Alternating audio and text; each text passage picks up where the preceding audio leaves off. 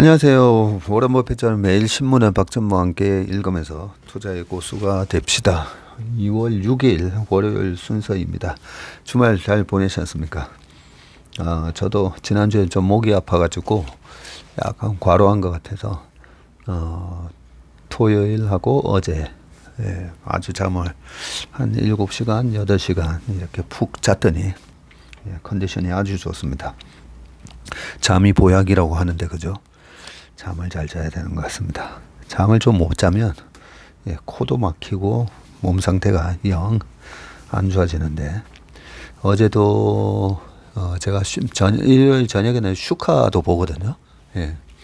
그 슈카도 보는데 어제는 한 9시 반쯤 슈카 들으면서 일찍 잤는데 일찍 자니까 새벽에 딱 일어나서 신문 보고 너무 좋았습니다.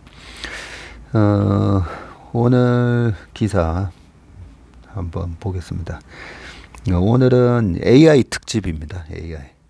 요즘은 이제 AI, 챗 GPT 등등 해가지고 그런 얘기가 이제 형성이 됐을 때 이게 우리가 주식 투자하면서 정말 중요한 게 스토리 또는 내러티브라고 하잖아요. 나레이션 뭐 우리가 하듯이 이 스토리가 스토리로 끝나면 정말 큰 낭패를 보게 됩니다. 투자를 할 때. 그래서 이게 스토리가 나중에 결국 매출과 이익으로 즉 넘버로 이렇게 연결이 되는지 그 부분이 너무 중요합니다. 그 책이 바로 저 위에 보이시나 모르겠는데 Narrative and Numbers라고 다모다란 교수의 정말 좋은 책인데요. 그 Narrative and Numbers, 내러티브가 없이 넘버만 나와도 그게 파워가 없고요. 제가 예전에 그런 말씀 드렸잖아요. 미국 기업과 한국의 그런 인류 기업들을 보면 스티브 잡스가 돌아가신 지가 지금 거의 이제 한 8, 9년 됐잖아요. 그죠? 그럼에도 불구하고 애플을 보면 스티브 잡스가 떠오르고 애플 그 사과 처음에 Think Different 이 혁신의 그런 아이콘으로서 그런 어떤 스토리가 있거든요. 마이크로소프트를 보면 빌 게이츠부터 시작해가지고 사티아 나델라까지 그리고 스타벅스 마찬가지고 그 기업이 가지는 어떤 스토리, 그 스토리 속에 비전이 숨어 있고 그 회사에 그 경쟁력이 이렇게 숨어 있는 거거든요. 그런 의미에서 우리나라 기업들은 어떤 스토리를 담고 있는가, 저는 그게 되게 중요하다고 생각합니다. 그 스토리를 만들어서 보여줘야 되는 게 저는 그 CEO의 역할이라고 생각합니다. 그 스토리에 고객들이 충성할 수가 있고 직원들이 또 충성할 수 있게 만드는 그 바인딩 시키는 그런 어떤 구속력 그런 게 있다라고 생각하거든요.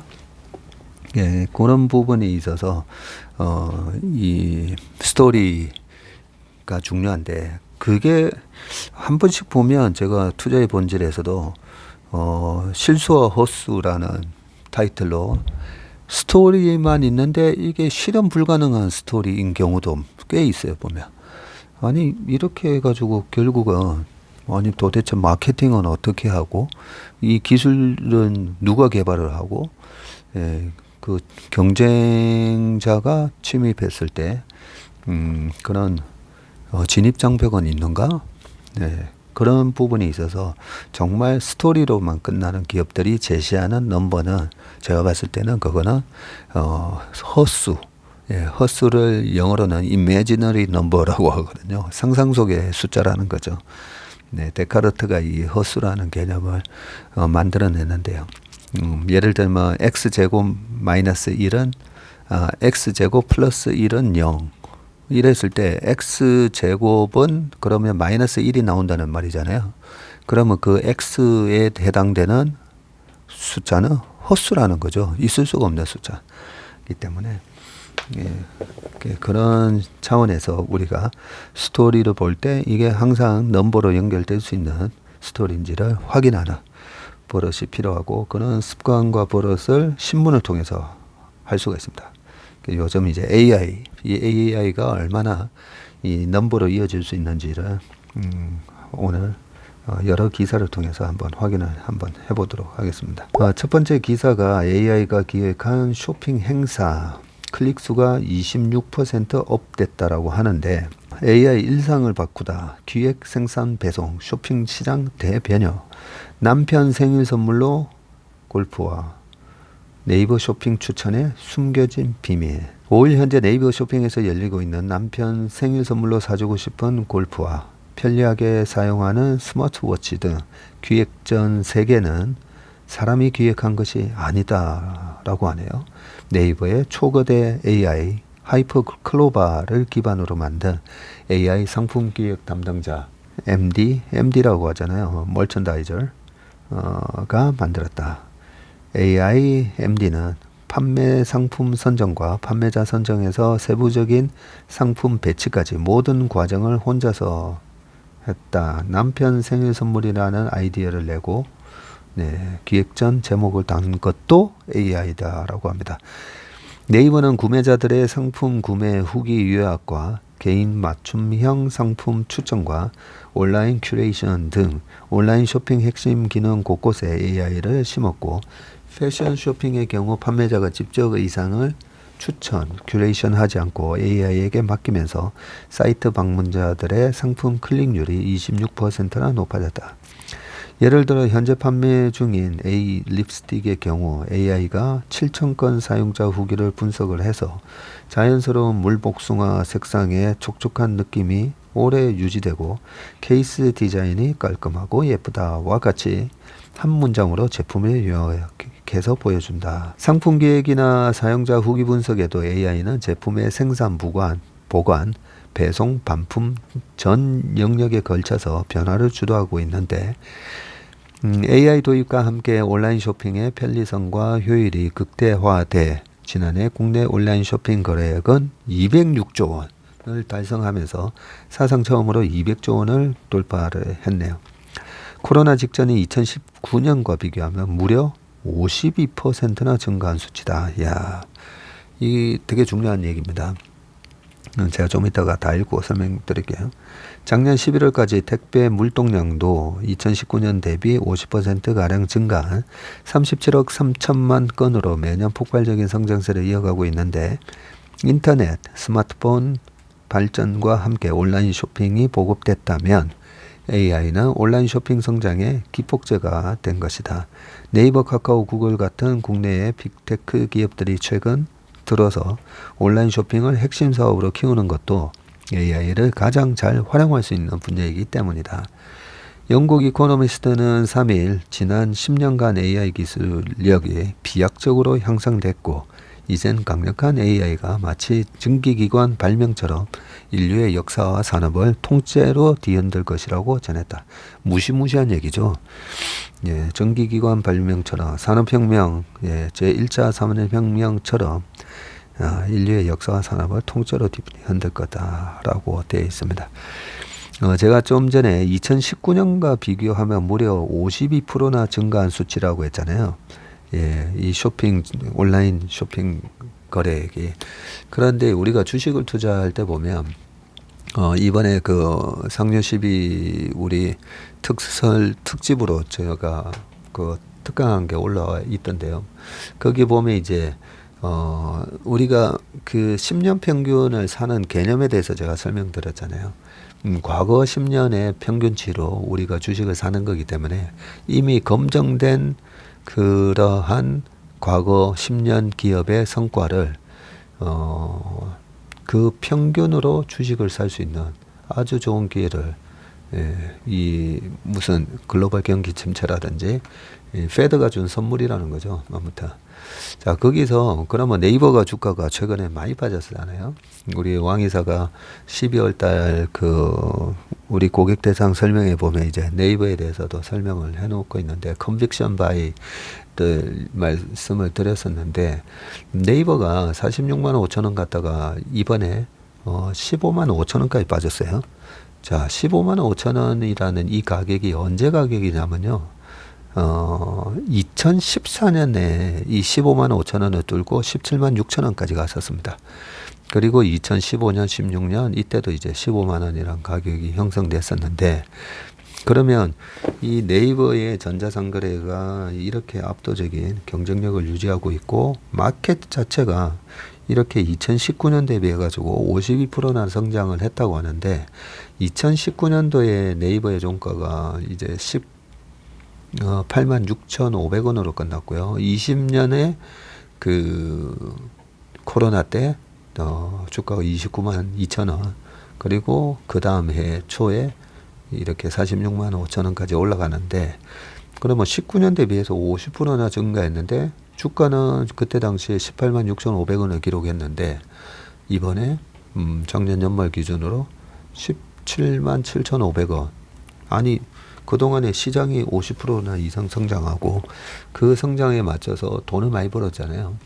그리고 그 매출과 이익이 올해도 최소한 유지가 되고 사실 더 증가하는 걸로 나오긴 하는데, 그랬을 때 보면 이 20만 원 미만의 이 주가가 얼마나 페드가 가져다 준 선물인지를 우리가 알 수가 있습니다. 그러기 위해서는 이제 이렇게 신문을 통해 가지고 계속 기업의 그 펀더멘탈이 지금 어떻게 증가하고 있는지, 아니면 강력한 경쟁자가 나타나서 몰락하고 있는지, 그런 부분에 대한 확인이 필요한데, 이렇게 확인을 신문 기사를 통해서 우리가 쉽게 확인을 할 수 있다. 그런 말씀을 드리는 거고요. 그 다음 기사가 빌 게이츠가 올해 가장 뜨거운 주제는 AI다라고 되어 있는데요. AI 두뇌 반도체 GPU 수요가 급증하고 엔비디아 주가가 올 들어서 뭐 44%인가 올랐죠. AI는 2023년 가장 뜨거운 주제가 될 것이다.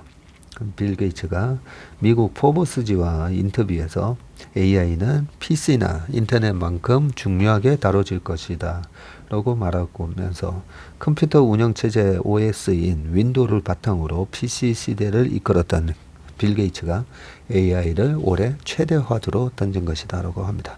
실제로 MS는 누구보다 발빠른 AI 횡보를 지금 보이고 있고요. 지난 2019년 AI 챗봇인 챗GPT를 만든 세계 최대 AI 연구소 오픈 AI에다가 10억 달러를 투자를 했고요. 우리나라 돈으로 1조 한 3천억 투자했고요.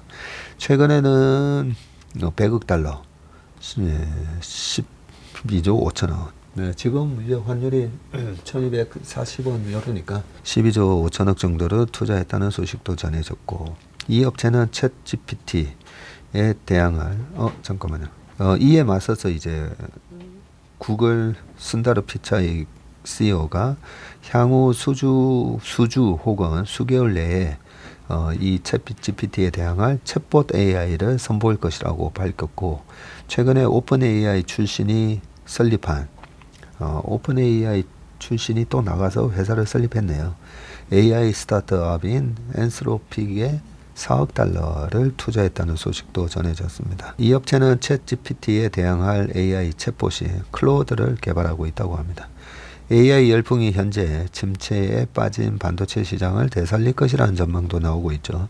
실제로 AI의 두뇌 반도체로 활용되는 GPU 분야 세계 1위인 엔비디아 주가는 올 들어서 40% 이상 급등을 했고, 삼성전자와 SK 하이닉스가 주력인 메모리 반도체 역시 챗GPT를 이용한 AI 서비스 열풍의 수혜를 톡톡히 볼 것이라는 전망이 나오고 있습니다. 막대한 용량의 데이터를 학습을 해서 개개인별 맞춤형 답변을 제공하는 AI 서비스를 구동하려면 고성능 고용량 메모리 반도체가 필수이기 때문이다. 삼성전자의 그 김재준 메모리 사업부 부사장은 지난달 31일 실적 발표 컨퍼런스 콜에서 자연어 기반 대화형 AI 서비스가 미래 메모리 수요에 긍정적인 영향을 줄 것으로 기대한다고 하면서 관련 수요 증가에 적극적으로 대응할 계획이라고 말했다. 이런 큰 어떤 패러다임 변화에 항상 보면 우리나라가 최근 30년 동안 보면요. 아주 중요한 역할을 합니다. 미국의 혁신 기업이 이 혁신을 이끌면서 뭐 PC에서 뭐 스마트폰에서 플랫폼, 데이터 서버 뭐 이런 거에 다 필요한 게 반도체였잖아요. 그죠? 그리고 테슬라가 전기차를 만들어서 전기차로 주도를 하니까 그 전기차의 배터리를 우리가 또 아주 양질의 배터리를 생산해서 제공을 하고 네, 이런 밸류 체인으로 주식시장이 흘러가는데요. 네, 그런 측면에서 보면 이번에 AI 이런 새로운 그냥 우리가 아이언맨 영화에서 보듯이 뭐 그냥 말로 지금 그 뭐죠? 그 아이언맨 쉬리였나? 쉬리가 아니고 뭐였죠? 자비나? 네. 그렇게 얘기해서 물어보면 바로바로 답변을 해주잖아요. 막 사람처럼 답변을 해주는. 네. 그런 세상이 이제 곧도래 한다는 거죠. 곧도래 했을 때, 네, 엄청난 또 그 반도체가 소요가 되고, GPU 같은 게 소요가 될 거기 때문에 그런 제품을 만드는 회사가 독과점적인 영역을 갖고 있다면 우리가 주식 투자를 할 때, 리스크가 굉장히 낮은 거죠. 네. 그게 소위 말해서 엄청난 경제적 해자다라고 볼 수가 있습니다. 어쨌든 AI 쪽에서 마이크로소프트가 이렇게 치고 나오니까 구글이 가만히 있을 수가 없는 거죠. 예, 구글도 한다 그러고 지난주에는 이제 네이버도 우리도 할 거다. 예, 챗GPT 같은 걸 우리도 서비스를 할 거다라는 그런 얘기를 했었습니다. 그러면 네이버가 그러면 이런 걸 할 수 있을까라는 생각을 해볼 수가 있잖아요. 구글, 야후 이런 식으로 이제 검색 엔진을 막강한 검색 엔진을 가지고 전 세계에 이 포털부터 시작해 가지고 검색 엔진을 시장을 장악했을 때도 네이버가 잘했잖아요. 그래서 저는 최소연 사장이 지난주에 우리도 나올 거다라고 하는데 네, 잘할 거라고 봅니다. 기사는요. AI가 짠 택배 경로와 거리 22%, 시간 11% 줄어라고 돼 있는데 한번 보겠습니다. 물류, 외식, 여행까지 AI가 효율 극대화시킨다라고 하고 아주 이쁜 AI 쇼 호스트가 지금 생방송을 진행하는 사진이 나오는데요. 롯데 홈쇼핑이 운영하는 유튜브 채널에서 가상인간 루시가 쇼호스트로 나서서 생방송으로 액세서리를 판매하고 있다. 루시가 판매한 제품은 38분 만에 품절이 됐고 루시처럼 인공지능을 활용을 해서 만든 가상인간은 유통업계의 광고나 마케팅에 활용되고 있다. 라고 하면서 여기 사진에 나오는 이 여인이 네, 가상인간이네요. 네. 한번 홈쇼핑 들어가가지고 한번 보고 싶네요. 그냥 이래 사진으로만 보면 완전히 그냥 사람인데, 지난달 30일에 롯데 홈쇼핑이 운영하는 이 유튜브 채널에서 AI를 동원해서 만든 가상인간 쇼호스트 루시가 명품 브랜드의 가방과 액세서리를 팔고 있었다. 인간 쇼호스트와 구별하기 어려울 정도로 정교한 외모와 유창한 말투를 가진 루시가 제품 설명을 하자 38분 만에 품절이 됐고 네이버나 이마트의 라이브 커머스 S도 가상인간이나 아바타가 쇼호스트처럼 나선 것을 쉽게 찾아볼 수 있다. 수억 원대의 출연료나 스캔들에서 자유로운 가상인간들은 광고와 드라마까지 진출해 활용하고 있다. 야, 참, 쇼호스트 분들 중에도 스타 분들이 되게 많잖아요. 네, 큰일 났네요. 네, 이렇게 AI 가상인간들이 다 이 장악을 해버리며 쇼호스트 분들 물론 이제 남 걱정할 때가 아닙니다. 저희 펀드 매니저나 애널리스트들도 지금 이 AI가 빠르게 장악하고 있습니다. 이 시장도. 쇼핑을 할 땐 AI의 추천을 받아 물건을 고르고 휴가를 갈 땐 AI가 여행을 계획을 세워주며 식당에서는 AI가 예약, 주문을 받아줄 뿐만 아니라 음식을 만들어 배달까지 해준다. 인간의 노동력 개입 없이 쇼핑이나 외식의 전 과정이 완성되는 무인시대가 확산되는 것이다. 그러고 보니까 신문을 읽어주는 박전무, AI로 박전무를 만들어가지고 얘기를 얼마든지 해줄 수가 있겠네요. 제가 뭐 과거에 1994년도 이후로 처음이다 하면 1994년에 어떤 일이 있었는지 그냥 기억을 더듬어서 막 말씀드리는데, 박세익 AI가 나오면 아주 디테일하게 정확하게 숫자 끝자리까지 그때는 1421개에 뭐가 있었다 뭐 이런 식으로 알려줄 거 아닙니까? 야, 걱정이네요. 나중에 아무래도 저는 제가 나이 100세 때까지도 계속 이 신문을 아마 읽어드릴 것 같은 그런 생각을 했었는데, 아마 10년 뒤면 박세익 AI가 나와서 그 신문을 코맹맹이 소리도 없고 항상 일정하게 좋은 목소리로 가끔씩 이제 뭐 숨소리 거칠게 그런 부분 잡음 없이 읽어드리는 그런 날이 아마 오지 않을까 싶네요. 처음에 우리가 LP판에서 CD로 넘어갔을 때 그런 얘기 좀 있지 않았습니까? LP에 비해서 CD는 너무 깨끗해서 너무 깨끗해서 약간 LP를 듣는 그런 맛이 떨어진다라고 했지만, 결국 지나고 나니까 전부 LP 안 쓰고 이제 다 그냥 CD로 들었던 것처럼 이 부분도 아마 그렇게 변하긴 변할 것 같습니다. 밑에 보니까요, 네이버 같은 포털 사이트에서 사고 싶은 물건을 검색을 하면 AI가 최저가 제품은 물론 성능이 비슷한 다른 제품도 막 추천해 주죠. 일부 업체에서는 AI가 개인의 특성이나 취향까지 맞춰준다.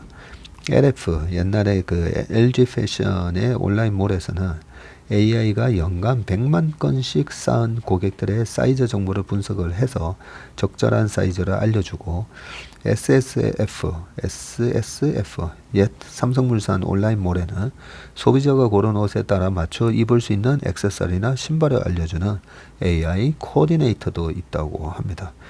물류 창고에서는 AI 로봇팔이 사람 대신 물건을 옮기고요. 기존 로봇은 같은 크기의 박스만 들 수 있었지만 머신 러닝을 한 AI 로봇이 크기와 모양이 제각각인 박스도 인식을 해서 옮긴다고 합니다.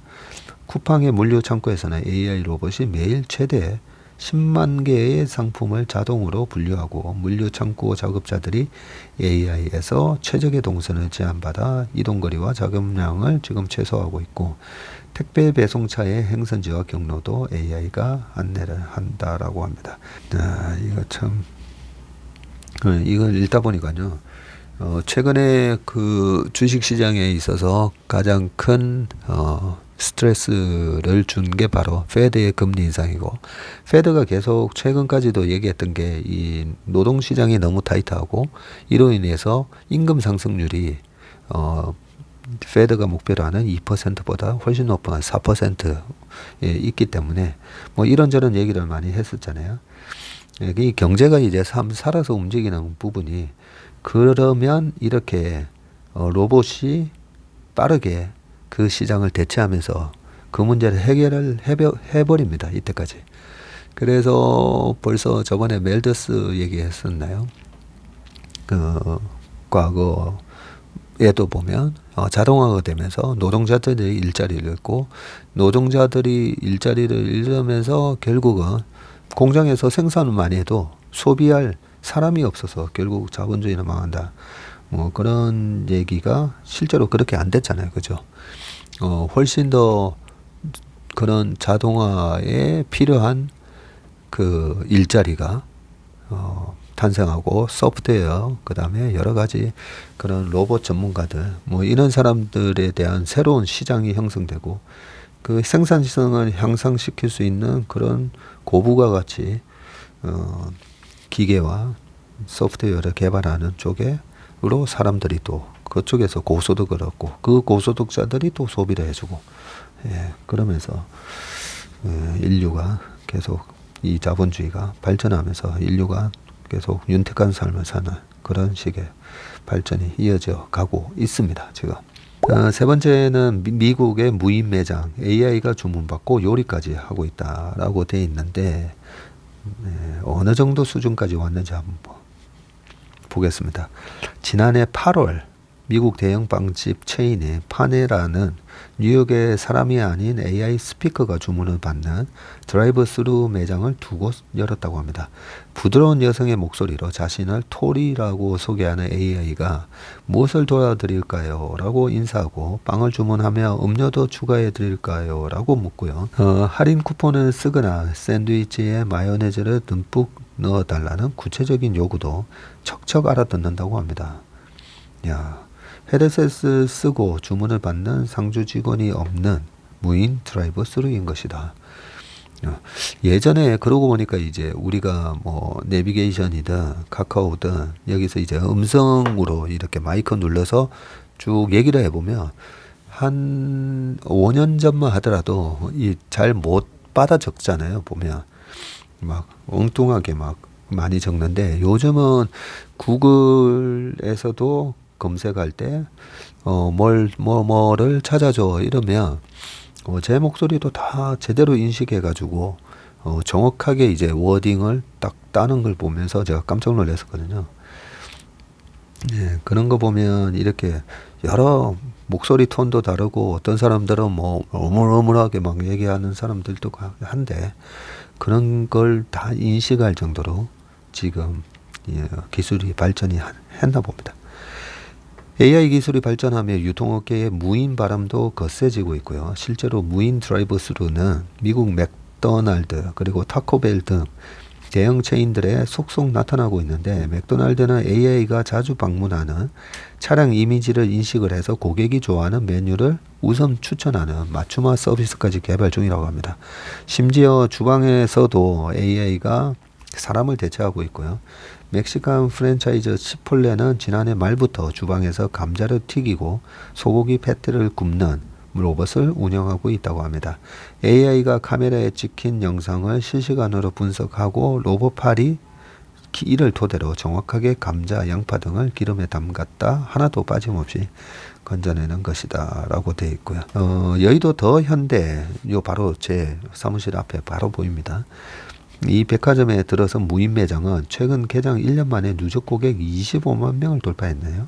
매장 안에 40대가 넘는 AI 카메라가 직원 대신 근무를 서고 있다. 고객들은 매장을 처음 이용할 때 결제 정보를 한번 입력하면 그 다음부터는 편의점에서 물건을 들고 나가기만 하면 자동으로 결제가 된다. AI가 촬영된 이미지와 매대에 설치된 무게 센서 데이터를 분석을 해서 고객이 어떤 제품을 골랐는지, 고객이 편의점을 떠났는지를 판단해서 결제를 진행하는 것이다. 무인 매장 통합 솔루션을 공급하는 SK 쉴더스는 고객이 카운트 같은 금지 구역에 진입하는 것도 AI가 탑재된 CCTV가 실시간으로 감지해서 점주에게 알려준다고 합니다. 옛날에 뭐였죠? 구글인가 아마존이었던 것 같은데 스탑앤고였던가? 그냥 이렇게 그죠? 편의점에 들어가서 그냥 물건만 들고 나와도 다 그걸 다 인지식을 해가지고 바코드 찍고 그런 거 안 해도 되는 그 매장 이름이 기억 안 나네요. 그게 벌써 이제 우리나라에서도 더 현대백화점에서 이런 게 다 현실화돼서 지금 실행이 되고 있네요. 야, 그때는 뭐 신기하다 뭐 그런 생각이었는데 벌써 그런 세상이 다가왔습니다. 그 다음 이제 뉴요크 떠난 명동 식당 노점마다 동남아 관광객이라고 합니다. 소비가 지금 누구에게서 어떻게 이루어지는지 그런 부분을 항상 제가 체크를 하는데 요크가 떠난 자리에 지금 동남아 관광객이 그 자리를 이제 채우고 있나 봅니다. 작년에 동남아 관광객 비중이 중국 관광객의 9배 달라진 명동 풍경.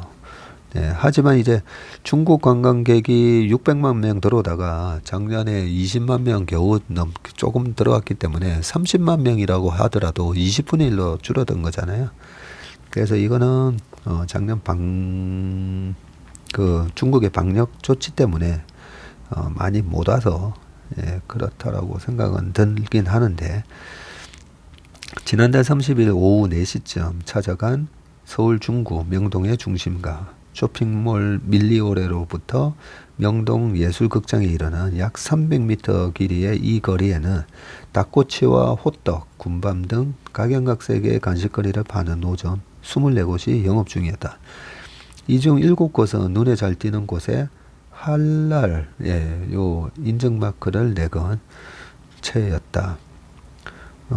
할랄은 아랍어로 허용된 것이라는 뜻이네요.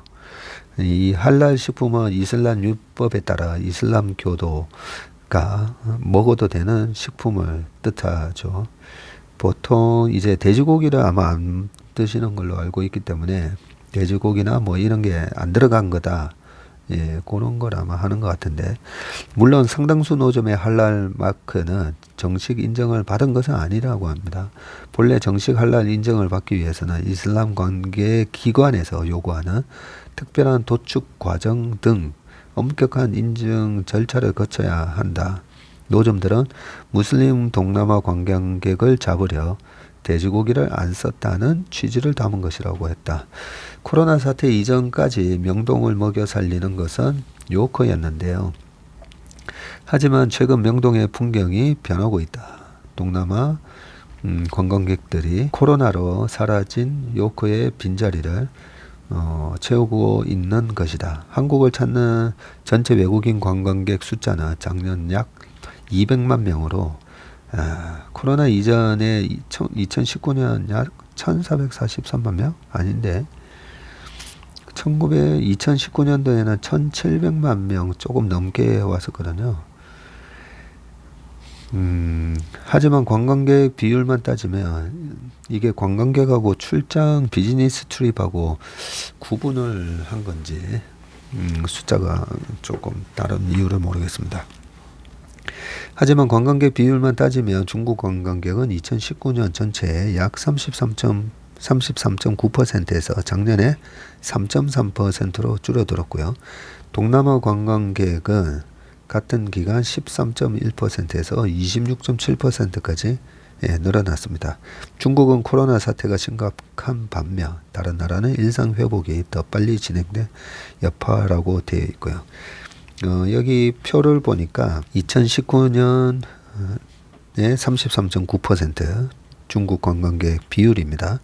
코로나 때 24.6%, 그리고 21년도에는 7%, 그리고 작년에 3.3%. 이렇게 돼 있고, 전체 외국인 관광객 중 비중인데 동남아 국가는 베트남, 태국, 싱가포르, 말레이시아 등 총 11개국을 기준으로 했다고 합니다. 명동에서 닭꼬치를 파는 노정삼인 박모 씨는 작년 말부터 할랄 마크를 앞세우고 있고요. 동남아에서 오신 분들이 크게 늘었는데 인도네시아, 말레이시아 사람 중에는 무슬림이 많다고 해서 할랄 마크를 달았다고 합니다. 아예 무슬림을 고용한 곳도 있고요. 우즈베키스탄에서 온 무슬림 무라드 씨는 작년 가을부터 명동에서 양꼬치를 파는 아르바이트를 하고 있는데, 그는 한국인이 파는 것보다 내가 직접 할랄 음식을 팔며 같은 무슬림들에게 더 인기가 있다고 했습니다. 이날 둘러본 여러 노점에는 군밤, 옥수수 등의 한국어를 영어나 중국어는 물론 태국어나 베트남어로도 함께 번역해둔 간판도 여러 보였다고 합니다. 동남아 관광객들 사이에서 소문난 한 식당도 하나둘 나오고 있는데요. 명동의 한 식당은 7개 테이블 모두가 동남아 관광객들로 채워져 있었다고 합니다. 이 식당은 한식을 이슬람 율법에 따라 도축한 할랄식으로 제공하는 것으로 유명해졌다고 하는데, 이날 이 식당을 찾아온 무슬림인 인도네시아인 수프리야디 씨는 드라마를 보며 관심이 생겼지만 한국에 처음 오는 거라 음식에 대한 걱정이 컸는데 할랄식 한식이 있어 안심이 됐다고 합니다. 명동의 여러 상점에서도 변화를 체감하고 있고요. 명동 화장품 가게 직원인 민채원 씨는 외국인 손님이 하루에 30명 정도 물건을 사가는데 이 중 80%가 동남아 손님이라고 하네요. 코로나 전에는 중국인 손님이 대부분이었는데 지금은 동남아 관광객이 하루에 50명 넘게 찾아와 전체 손님의 절반이 넘는다고 하고요. 닭갈비집 사장 김용환 씨는 동남아 무슬림들은 닭갈비 대신 주로 해물볶음밥과 어묵탕, 파전 등을 시켜 먹는다면서 동남아 등 외국인 관광객 덕분에 코로나 이전에 60% 정도는 매출이 회복이 됐다고 합니다. 유커가 많았을 때는 중국말을 하는 점원을 거리에 세워서 호객을 했었는데 지금은 동남아 국가 언어를 외치는 상인들이 많아졌고요. 거리에서 회오리 감자를 파는 김모 씨는 동남아 국가 관광객으로 보이는 사람들을 보면 각국의 인사말을 외친다고 합니다. 그는 히잡을 쓰고 있으면 아살람 알라이쿰, 태국인이면 사와디캅, 베트남인이면 신짜오를 외친다고 합니다. 동남아 관광객들 반응이 무척 좋다고 하고요. 명동 노점상 연합회 명동복지회 총무 이강수 씨는 태국어와 인도네시아 등 기본적인 수준의 동남아 회화를 구사하는 가게 주인들도 생기고 있다고 합니다. 그 다음은 이수만의 퇴장. 요 기사 참 재밌습니다. 만물상이고요. 제목이 이수만의 퇴장인데요. 이수만은 어려서부터 공부를 잘했다. 아이고, 시간이 다 됐네요. 초등학교를 전교 5위권으로 졸업했고요. 경복중학교와 경복고를 거쳐서 서울대에 들어갔는데 작사, 작곡, 노래 실력도 출중해가지고요. 1977년에 직접 만들어서 부른 행복은 그의 최고 인기가요 중 하나였다. 언변도 뛰어나서 라디오 DJ와 대학가요제 MC도 꽤 오래 하셨었죠. 그때 당시에. 그 시절 방송계에서는 드문 또 유학파셨다고 합니다. 1981년도에 미국으로 가서 컴퓨터공학 석사 학위를 따셨네요. 이야. 음악 전문 방송 MTV에 심취한 것이 그때였고요. 즐기는 것에서 그치지 않고 미국 팝송을 연구해서 특히 미국인이 MTV를 시청하는 이유를 조사한 설문에 깊은 인상을 받았는데 미국인들이 가수의 패션을 보려고를 첫 번째로, 그 다음이 율동을 보기 위해서를 둘째로 꼽았다고 합니다. 노래를 들으려고 라는 응답이 가장 적었다라고 해서 어쩌면 이것이 한국 가요의 미래일지도 모른다는 생각으로 1985년 귀국한 뒤에 10년 준비 끝에 SM 기획을 출범시켜서 프로듀서로 변신을 했고요. 그러면서 이제 K-팝 시대를 연 선구자 역할을 하셨죠. H.O.T와 보아, 엑소, 소녀시대 등 그가 선보인 가수와 아이돌은 노래만 잘하는 게 아니라 시선을 사로잡는 외모에 칼군무를 앞세워서 보는 음악 시대를 열었다고 합니다. K-팝 세계화에도 앞장을 섰죠. SES 멤버 유진 씨가 재미교포 출신이었군요. 슈는 제1교포 출신이었고요. 엑소에는 중국인 멤버를 포함시키고 그렇게 중국과 일본 시장을 열었고 현지 출신 K-팝 가수도 탄생시키면서 한국식 아이돌 육성법도 그가 틀을 잡았다고 합니다.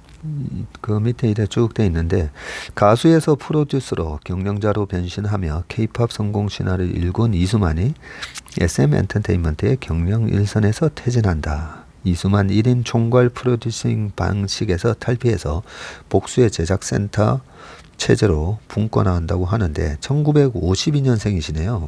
야, 7순 넘으셨네요 이제. 고1을 넘긴 이수만의 나이와 K-팝 시장의 환경 변화를 고려했다고 한다. K-팝 기획사 중 굳건한 1위였던 위상이 축소되며 4위까지 떨어진 최근의 부진도 변화를 미룰 수 없겠다. 가요계에서는 이수만이 이룬 성과를 이수만 레거시라고 한다. 이수만 이후 SM의 성공적인 변신과 재도약의 K-팝의 미래가 달렸다. 라고 합니다. 거기에 제가 밑에다가 이수만의 퇴장, K-팝 신비주의 벗고 더 빠르고 투명하게 이 기사도 달아놨는데요. 조금 더 자세하게 현재 SM의 현실과 장점과 문제점 그런 부분들이 적혀 있으니까 참고하시길 바라겠습니다. 네, 오늘 웜의 순박 순서는 여기까지 하겠습니다. 이번 한 주도 건강하시고 화이팅 하시는 한 주 되시길 바라겠습니다. 고맙습니다.